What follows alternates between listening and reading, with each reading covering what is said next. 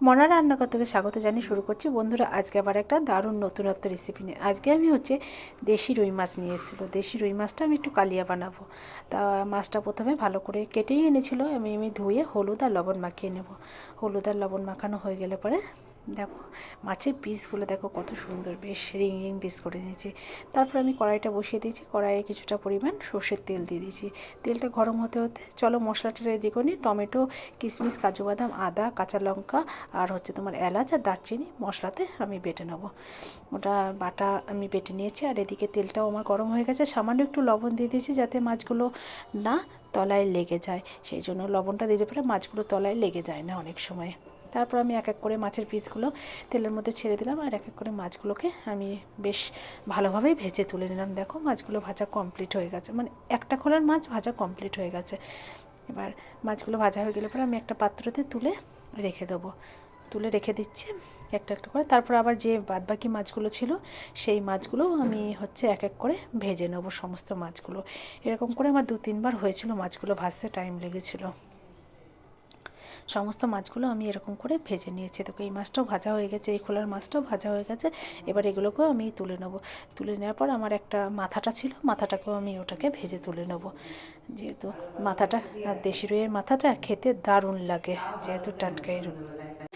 মাথাটা ভাজা আমার কমপ্লিট। এবার ওই তেলের ভেতরে আমি শুকনো লঙ্কা, বড় এলাচ আর তোমার তেজপাতা আর একটু গোটা জিরে ফোড়ন দিয়ে দিয়েছি। ফোড়নটা ভাজা হয়ে গেলে তারপর ওর মধ্যে আমি অল্প একটু রসুন বাটা, অল্প একটু পেঁয়াজ বাটা, যেহেতু রসুন আর পেঁয়াজের ভাগটা অল্প পরিমাণে দেবো, দিয়ে আমি রসুন আর পেঁয়াজটা, আদা ও রসুন, পেঁয়াজ আর রসুন বাটাটা আমার খুব সুন্দরভাবে কষানো হয়ে গেছে। তারপর আমি বেটে রাখা মশলাটা ওর ভেতরে দিয়ে দেবো।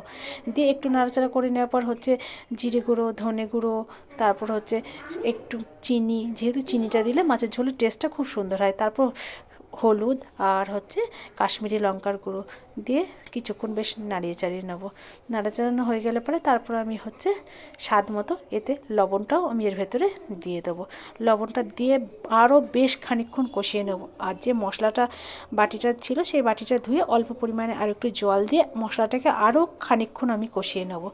দেখো কালারটা কত সুন্দর হয়েছে, যেটা কালারও সুন্দর হয়, খেতেও সে খুবই সুন্দর হয়। দেখো মশলাটা দিয়ে কী সুন্দরভাবে তেল ছেড়ে গেছে চারিদিক দিয়ে, তার মানে মশলাটা প্রায় আমার কষানো কমপ্লিটের মুখে। আর কালারটাও খুব সুন্দর হয়েছে, দেখতেও ভালো লাগছে। তারপর আমি ওতে পরিমাণ মতো জল দিয়ে দেবো। জলটা দেওয়ার পর ঝোলটা ফুটতে লাগবে। তারপর আস্তে আস্তে যেই ঝোলটা ফুটবে তখন আমি ভেজে রাখা মাছগুলো ওর ভেতরে এক এক করে অ্যাড করে দেবো। এই দেখো এক এক করে আমি ভেজে রাখা মাছগুলো ওর ভেতরে দিয়ে দেবো। আর যেহেতু দেশি মাছের তো দারুণ হয়েছিল রেসিপিটা, তোমাদেরকে কী বলবো, আমার খুবই ভালো লেগেছে। তোমরাও একবার এরকম করে ট্রাই করে দেখবে যে তোমাদের কেমন লাগে। তারপর মাছগুলো সমস্ত দিয়ে একটু ঝোলটা দিয়ে ভালো করে মাছগুলোকে ফুটিয়ে নেব। তারপর আমার এটা ঘরে তৈরি করা মশলা, গরম মশলা, সেই মশলাটা ওর ভেতরে দিয়ে দেবো। দিয়ে একটু নাড়াচাড়া করে সামান্য অল্প একটু ধনেপাতা দেবো। ধনেপাতাটা খুবই অল্প পরিমাণে দিয়ে দেবো। এবারও ধনেপাতা দিয়ে বন্ধুরা দেখো আমার রেডি হয়ে গেছে মোটামুটি এই মাছের কালিয়াটা। এটা রেডি। আর দেখো কালারটা একবার দেখো, এত সুন্দর হয়েছে কি বলবো তোমাদের, দেখেছো কালারটা। তারপর আমি ওটা এক এক করে একটা থালের ওপরে নামিয়ে নেব। নামিয়ে নেওয়ার পর উপর থেকে আমি একটু ধনেপাতা দিয়ে বন্ধুরা পরিবেশন করব। আর গরম গরম ভাতের সাথে এরকম গরম গরম মাছের কালিয়া থাকলে বাঙালিদের জমে যাবে, কেননা বাঙালিরা মাছ খেতে খুবই ভালো লাগে। তোমাদের যদি এই রেসিপিটা ভালো লেগে থাকে তাহলে অবশ্য করে আমার চ্যানেলটাকে লাইক, শেয়ার, সাবস্ক্রাইব করতে ভুলবে না। আর ফেসবুকের চ্যানেলটা ফলো করে বন্ধুরা আমার একটু পাশে থেকো। আর তোমাদের যদি রেসিপিটা ভালো লেগে থাকে অবশ্য করে একটা কমেন্টে জানিও যে তোমাদের এই মাছের কালিয়াটা কেমন লাগলো খেতে। আর তোমরা প্লিজ একবার ট্রাই করে দেখো যে এরকম জ্যান্ত মাছের কালিয়া খেতে কতটা সুন্দর লাগে। আর তো কথাই হবে না, জাস্ট দেখা হবে বন্ধুরা। প্লিজ একবার করে দেখো। আমরা তো করে খেয়ে দেখেছি, আমাদের তো খুব ভালো লাগছে। তোমাদেরও আশা করি এরকম রেসিপিটা পেলে পরে তোমাদেরই খুব ভালো লাগবে। বন্ধুরা টাটা।